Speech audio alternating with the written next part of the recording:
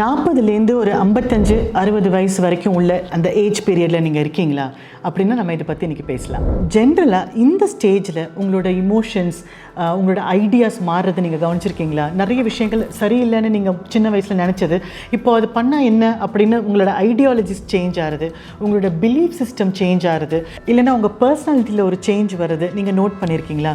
இது ஆண்கள் பெண்கள் 2 பேருக்கும் பொருந்துமா அப்படின்னா பெண்களுக்கு எஸ் டெஃபினெட்லி பொருந்தும். ஏன்னா நம்ம மெனோபாஸ் பற்றி ஆல்ரெடி ஒரு வீடியோவில் நம்ம பேசியிருக்கோம். ஸோ எந்த மாதிரியான ஹார்மோனல் இம்பேலன்ஸ் நடக்குது, ஸோ ஃபிசிக்கலாக மென்டலாக இமோஷ்னலாக என்னென்ன சேஞ்சஸ் அவங்க வாழ்க்கையில் நடக்குது, அதை அவங்க எப்படி டீல் பண்ணணும் அப்படின்னு பெண்களுக்கான ஒரு மெனோபாஸ் வீடியோவை நம்ம ஆல்ரெடி கொடுத்துருக்கோம். அப்போ ஆண்களுக்கும் அந்த பீரியடில் ஏதாவது சேஞ்சஸ் நடக்குமா, ஏதாவது மென்டலாக ஏதாவது சேஞ்சஸ் நடக்குமா, இமோஷ்னலாக ஏதாவது சேஞ்சஸ் நடக்குமா அப்படின்னா நடக்குதுங்க.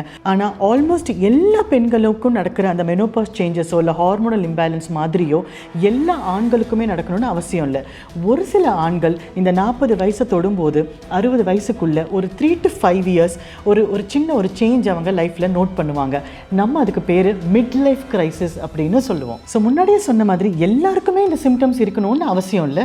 ஒரு சிலருக்கு இந்த சிம்டம்ஸ் இருக்கலாம். எந்த மாதிரியான சிம்டம்ஸ் இவங்களுக்கு இருக்கும் அப்படின்னா, சடனாக லைஃப்பில் ஒரு பெரிய டிஸாட்டிஸ்ஃபேக்ஷன், இல்லைனா எதுலேயுமே இன்ட்ரெஸ்ட் இல்லாமல், ஆர்வம் இல்லாமல், ஃபேமிலி கூடயும் டைம் ஸ்பெண்ட் பண்ண முடியாமல், எதுலேயுமே கவனம் இல்லாமல் ஒரு பிளாங்கான ஒரு சுச்சுவேஷனாக இருக்கலாம், இல்லைனா வெறுமையான ஒரு மொமெண்ட் அவங்க இப்போ அண்டர்கோ பண்ணிட்டு இருக்கலாம். இவங்களுக்கு ஒரு மெல்லிய சோகம் எப்பயும் மனசில் இருக்கும், முகத்துலையும் அந்த சோகம் சம்டைம்ஸ் தெரியும்.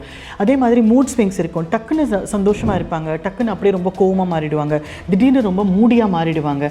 இந்த மாதிரி மூட் ஃப்ளக்சுவேஷன்ஸ் இவங்களுக்கும் இருக்கும்.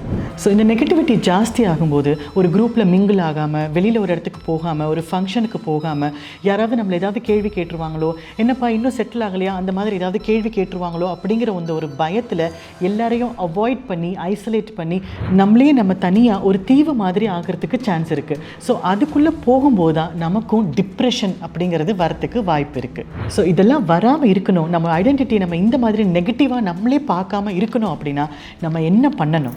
ஸோ ஜென்ரலாக ஒரு ஆண் ஒரு 40லேருந்து 45 வயசு வரும்போது தன்னுடைய லைஃப் டைமில் கரெக்டாக பாதி முடிஞ்சு போச்சு, நம்ம என்ன சாதிச்சிருக்கோம் அப்படின்னு திரும்பி பார்க்கும்போது அவங்களுக்கு மீறுறது நிறைய டிஸாட்டிஸ்ஃபேக்ஷனாக இருக்கலாம். அவங்க ஒரு 25-30 வயசில் இது பண்ணணும்னு நினச்சேன், அது பண்ணணும்னு நினச்சேன் அப்படின்னு நினச்சிருக்கலாம். ஆனால் அவங்களுக்கு நிறைய கமிட்மெண்ட்ஸ் வந்ததுனால, கல்யாணம், குழந்தைகள், ஃபேமிலி, இமோஷனல் டென்ஷன் இதெல்லாம் வந்ததுனால மேபி அந்த கனவுகளை நோக்கி அவங்களால அடியெடுத்து வைக்க முடியாமல் போயிருக்கலாம்.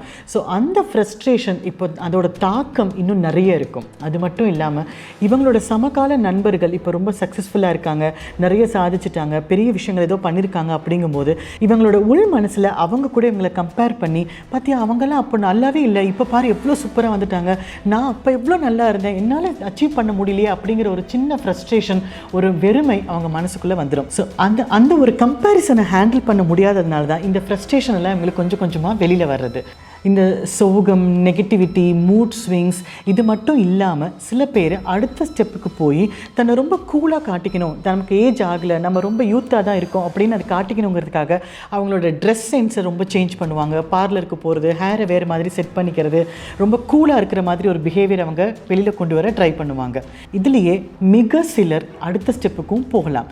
அதாவது தன்னை விட வயது ரொம்ப குறைந்த ஒரு பெண் கூடயோ ஆண் கூடயோ ஒரு அஃபேர் வைக்கிறது கூட நம்ம பார்க்க முடியும். இது டெம்பரவரி தான் அப்படின்னாலும் இதோட தாக்கம் ஒரு அழகான குடும்பத்தை எந்த அளவுக்கு செதைக்கும் அப்படிங்கிறது நமக்கு தெரியும் இல்லையா? ஸோ இதில் ஏதாவது ஒரு சிம்டம் உங்களுக்கு இருக்குது, ஏதாவது ஒரு சேஞ்ச் உங்களுக்கு இருக்குது அப்படின்னா நீங்கள் பண்ண வேண்டியது, ஓகே நான் மிட் லைஃப் கிரைசிஸில் தான் இருக்கேன் போல இருக்குது, எனக்கு கொஞ்சம் ஏமாற்றங்கள் இருக்குது, எனக்கு கொஞ்சம் டிஸாட்டிஸ்ஃபேக்ஷன் இருக்குது லைஃப்பில் அப்படிங்கிற விஷயத்தை புரிஞ்சுக்கிட்டு இந்த சுச்சுவேஷனை அக்செப்ட் பண்ணி ஒரு தெரபிஸ்ட் கிட்டேயோ இல்லைனா உங்கள் மனைவி கிட்டேயோ இல்லைனா ஒரு நண்பர்கிட்டயோ இதை பற்றி பேச வேண்டியது ரொம்ப அவசியம். ஏன்னா இந்த விஷயம் நீங்கள் டிஸ்கஸ் பண்ணும்போதும் கரெக்டான ஹெல்ப் எடுக்கும்போதும் எந்தவித தவறான ஸ்டெப்பையும் நீங்கள் எடுக்காமல் நிற்கிறதுக்கு ரொம்ப ஹெல்ப்ஃபுல்லாக இருக்கும். அடுத்தது, இப்போ நீங்கள் ஒரு புது விஷயம் கற்றுக்க தொடங்கும் போது, ஒரு புது லாங்குவேஜாக இருக்கலாம், ஒரு டான்ஸாக இருக்கலாம், பாட்டாக இருக்கலாம், கற்றுக்க தொடங்கும் போது இந்த நெகட்டிவிட்டிலேருந்து உங்களால் வெளியில் வர முடியும். அடுத்தது மிக முக்கியமான விஷயம், ஒருத்தரோட ஜேர்னி ஒரு மாதிரி, ஒருத்தரோட வாழ்க்கை சம்பவங்கள் வேறு மாதிரிங்கிறத கிளியராக புரிஞ்சுக்கிட்டு உங்களை இன்னொருத்தரோட சக்ஸஸோட கம்பேர் பண்ணிக்கவே கூடாது. அடுத்தது, இது வரைக்கும் உங்கள் லைஃப்பில் நீங்கள் கோல்ஸாக நீங்கள் செட் பண்ணியிருந்ததில் நிறைய விஷயங்கள் அச்சீவ் பண்ண முடியாமல் போயிடுச்சு அப்படின்னா அடுத்து வரப்போகிற ஸ்டேஜுக்கு புது கோல்ஸாக ஃபிக்ஸ் பண்ணுங்கள். சின்ன சின்ன கோல்ஸாக ஃபிக்ஸ் பண்ணுங்கள். அதை அச்சீவ் பண்ண முடிகிற மாதிரி பார்த்துக்கோங்க. கண்டிப்பாக புது விஷயங்கள் நீங்கள் அச்சீவ் பண்ணும்போது மீண்டும் நீங்கள் சக்ஸஸை டேஸ்ட் பண்ணும்போது இந்த ஃப்ரஸ்ட்ரேஷன்லேருந்து உங்களால் கண்டிப்பாக வெளியில் வர முடியும். நம்மளோட லைஃப் ஸ்டேஜ் ஒரு யூ ஷேப் மாதிரிங்க. ரொம்ப சந்தோஷமாக தொடங்கி கண்டிப்பாக ஒரு சின்ன ஒரு சர்க்கிள் வந்து திரும்பி நீங்கள் மேலே ஏறுறது நம்ம கையில் தான் இருக்குது. இப்போ இந்த மிட் லைஃப் கிரைசிஸ்க்கு ஏன் நம்ம இவ்வளோ முக்கியத்துவம் கொடுக்கணும் அப்படின்னா, யூஸ்வலாக ஆண்களுக்கு 40லேருந்து 60 வயசுக்குள்ளே 3லேருந்து 5லேருந்து 10 வருஷம் வரைக்கும் இந்த மிட் லைஃப் கிரைசிஸோட சிம்டம்ஸ் அதோட தாக்கம் இருக்கலான்னு சொல்கிறாங்க. அதே நேரத்தில் பார்த்திங்கன்னா அந்த வீட்டில் இருக்கிற மனைவியும் மெனோபாஸ் சிம்டம்ஸில் இருப்பாங்க. அவங்களுக்கும் மூட் சேஞ்சஸ், ஹார்மோனல் சேஞ்சஸ்லாம் நடக்கிறதுனால அவங்களும் டிப்ரெஷனில் இருக்கிறதுக்கு சான்ஸ் இருக்குது. அதே சமயத்தில் இந்த வீட்டில் குழந்தைங்க இருக்காங்க அப்படின்னா குழந்தைகளும் அடலசன்ஸ் பீரியடில் இருப்பாங்க. ஸோ அவங்களோட உணர்வு ரீதியான தேவைகள் வேறு மாதிரி இருக்கும்.